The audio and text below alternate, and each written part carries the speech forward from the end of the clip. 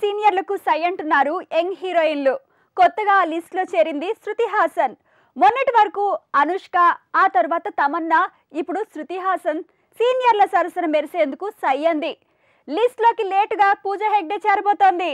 Megastar Chiranjeevi నుంచి king Nagarjuna వరకు అంతా ఇప్పుడు కుర్ర హీరోయిన్లతో దూసుకుపోయే పల్లో ఉన్నారు.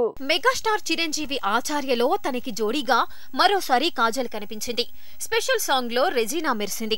ఇప్పుడు చిరుతో చిందేసేందుకు శృతి హాసన్ కూడా సీన్ లోకొస్తోంది. క్రాక్ హిట్ తర్వాత సలార్ షూటింగ్ తో బిజీ అయిన శృతి హాసన్ మొన్నటికి మొన్న నటసింహం బాలయ్యతో సినిమాకు సై అంది. ఇప్పుడు మెగాస్టార్ చిరంజీవి సరసన మెరిసేందుకు సై అంటుంది. బాబీ మేకింగ్ లో చిరు చేయబోయే సినిమాలో తలుక్కుమనబోతోంది శృతి హాసన్. నిజానికి కాజల్, శృతి హాసన్, సమంత, తమన్నాల్లో ముందుగా సీనియర్ హీరోలతో జోడీ కట్టేందుకు ముందుకొచ్చింది మాత్రం తమన్నానే. అలా సైరాలో తనకంటే 2 రెట్ల వయసున్న చిరుతో కలిసి చిందేసింది. హిట్ సొంతం చేసుకుంది. ఊపిరిలో నాగార్జునతో స్క్రీన్ స్పేస్ షేర్ చేసుకున్న తమన్నా అందులో కార్తీ జోడీగా కనిపించింది. F2లో మాత్రం వెంకీ వైఫ్ గా మెరిసింది. ఇప్పుడు F3లో అదే సీన్ రిపీట్ చేస్తోంది. బంగారాజు మూవీలో తమన్నా స్పెషల్ అపియరెన్స్ ఉండబోతోందట.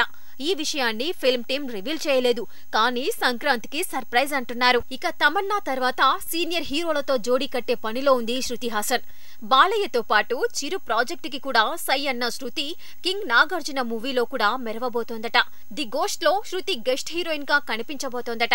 అలానే ఇందులో పూజా హెగ్డే స్పెషల్ సాంగ్ ఉంటుందని కూడా ప్రచారం జరుగుతోంది. కాజల్, తమన్నా, సమంత, శృతి హాసన్ బ్యాచ్ తర్వాతే వచ్చిన రకుల్ సైతం నాగ్ తో కలిసి మన్మధుడు 2 మూవీ చేసింది. తర్వాత తమన్నా, ఆ తర్వాత కాజల్, శృతి హాసన్ సీన్ లోకొచ్చారు. ఎటొచ్చి సమంతానే ఇంకా సీనియర్స్ తో జోడీ కట్టేందుకు కుదరలేదు. ఇప్పుడు తను కూడా అటువైపు ఆలోచిస్తోందట.